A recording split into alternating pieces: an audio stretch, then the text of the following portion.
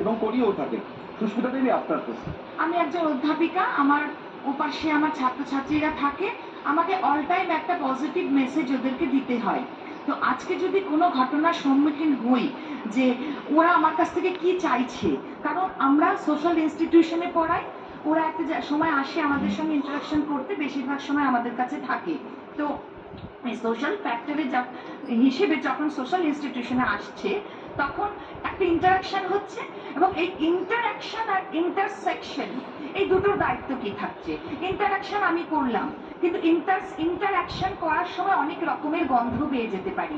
কখনো ভালো গন্ধ, ধূপের গন্ধ যেমন আহা হয়, যেমন ভালো গাইলে অ্যাওয়ার্ড পায়, তেমন খারাপ গন্ধ তো পেতে পারি। খারাপ গন্ধের পরিণতি কি মৃত্যু? খারাপ গন্ধের পরিণতি কি রেট? খারাপ গন্ধের পরিণতি কি সুবিচার না পাওয়া?